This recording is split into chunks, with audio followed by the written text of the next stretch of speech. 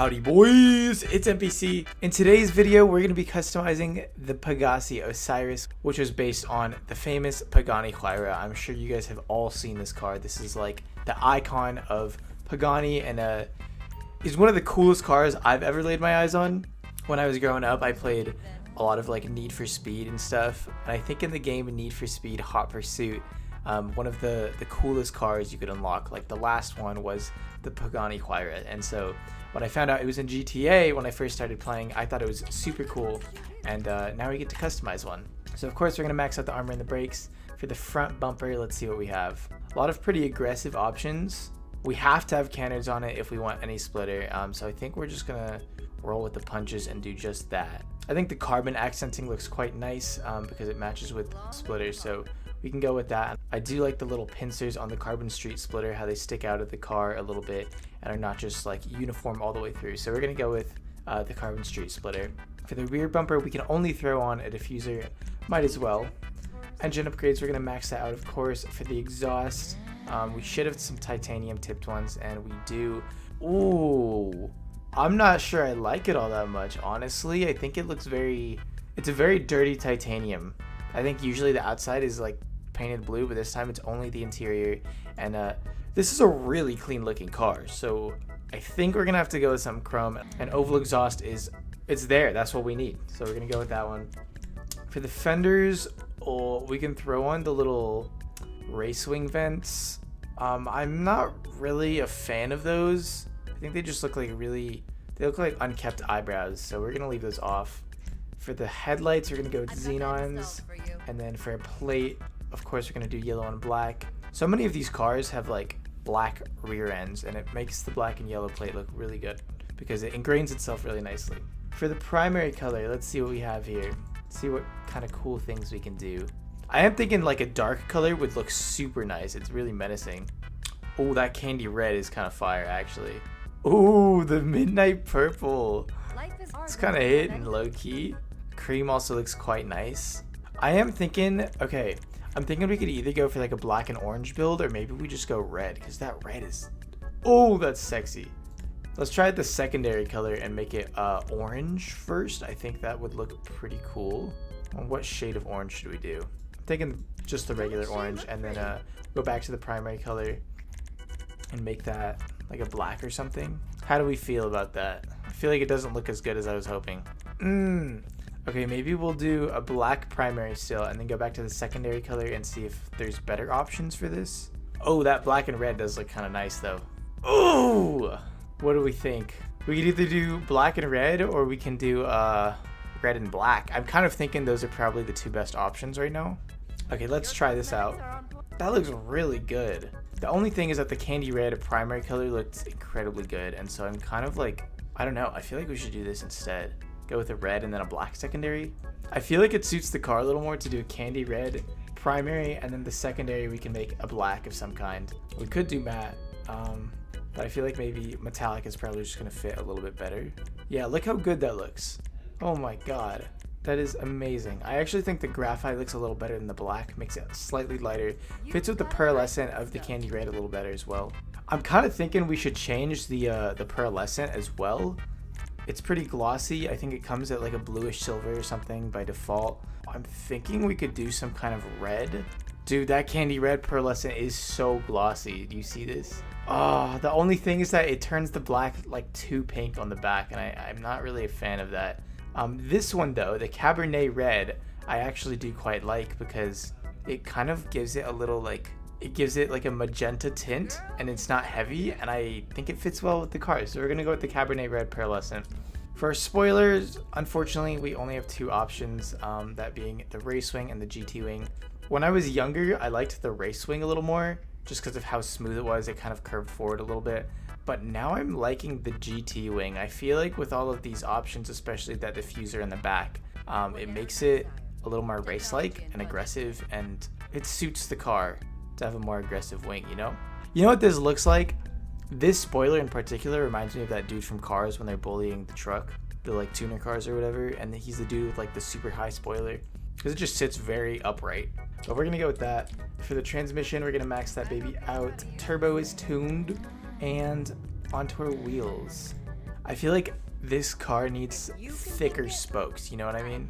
Like something like this. It looks good, but I don't know. I don't feel like the spokes are thick enough. I think it doesn't feel like the car is supported by anything. I'm actually really digging the Trifade concaves. I'm not gonna lie to you.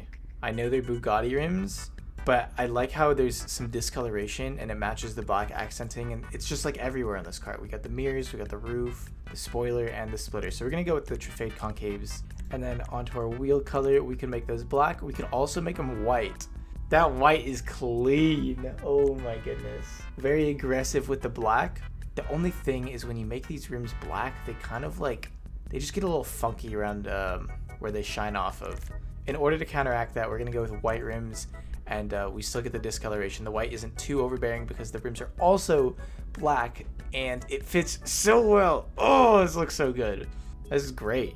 Oh my god, I'm thoroughly enjoying this. We're gonna do bulletproofs, and then do we want a black tire smoke in this? I think it could look pretty good. I feel like it suits because the candy red is so bright. We're gonna go for that, and then onto the windows. I'm thinking a dark smoke would suit the car nicely. Ooh, yeah, there we go. Matches the graphite on the side for the secondary color, and that's it. That is our build. Looks beautiful, and we can take her out. All right, a little sound test for you guys. It sounds pretty cool. A little more unique than some of the other supercars in the game. Like, I think between this and the 811 that we did yesterday, this one sounds nicer. Has a little more of like a purring sound. And that the turbo sounds beautiful in this as well. As for this car's performance, unfortunately, it is no longer a top-rated supercar. When I first started playing GTA, which is all the way back in like 2014 or 15, this was the second fastest supercar behind the T20, and unfortunately it gets washed by today's meta. Not competitive in the slightest. It is a fun car to drive around in free mode though. I think it handles pretty nicely. If anything, maybe understeers like a tiny bit. You have to use your brakes, but it's definitely a pleasant drive, and it sounds really nice and it looks really nice. Off the line, this car is like, it's okay. It's not really anything special, but it definitely doesn't have any glaring weaknesses. And then for its top speed, it's also kind of just okay. It's not disgustingly slow or anything, but I think compared to the cars that dominate the supercars class today, it's not very fast. And that's kind of just like a power creep, you know, like it happens. Old cars get trumped by newer, faster, better vehicles, and that's okay. This thing still provides a pretty good driving experience in my opinion. And so if you're just looking for something to mess with a little bit in free mode, want a cool looking car, then Osiris is pretty cool. I used to love the Osiris, and I had one, and then Harmon bullied me into selling mine because he thought it was so ugly back then. He thought the Osiris was a bad representation of the Pagani Huayra, but I think his mind has been changed since then.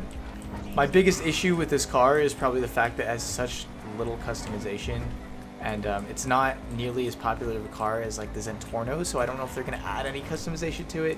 That would be really nice because we didn't get more than like 3 options per category. Despite this customization looking pretty cool in my opinion, I don't think that it doesn't feel very personalized, even though I was the one that made it. You know, I feel like I threw on as eccentric of options as I could with the red and the white, but I don't know, kind of just feels like the car, it still looks stock, you know. I don't feel like I made any changes to the body or anything, which is the aspect I think that makes cars in GTA more customizable. It's still a great looking car nonetheless, kind of like the Toros is how it feels. It's like I'm not really doing anything to the car except changing the color, but it looks really good. If you guys are looking to grab one of these for yourselves, you can find it under the two-door section of Legendary Motorsport for $1.35 million, down from $2 million, so it is a pretty hefty discount. That being said, I don't know if this car is entirely worth your money, to be honest. I feel like if you just are looking for a car to mess around in free mode with, then there's better options. Another car that's on sale this week is the Pfister 811, which I did a customization of yesterday. You guys can go check that out. This car is cheaper, faster, more fun to drive, has more customization. So it's kind of got the Osiris beat. You know, I think the Osiris is a beautiful car, but I just don't feel like there's enough that comes with the Osiris package that justifies it being $1.4 million when there's literally so many more better options in this game. I still think it's a super sexy card nonetheless. If this is what floats your boat because, you know, you just dig the look of it so much, then I would definitely grab it while it's on sale because it is a pretty hefty discount this week. But that's going to wrap it up for this video. Drop a like if you guys enjoyed, comment down below and let me know what you thought of my build and what you think about the Osiris. Subscribe if you guys are new to the channel. There will be more content like this coming out in the future. And that's about it. So take care and I'll catch you boys in the next one. Peace!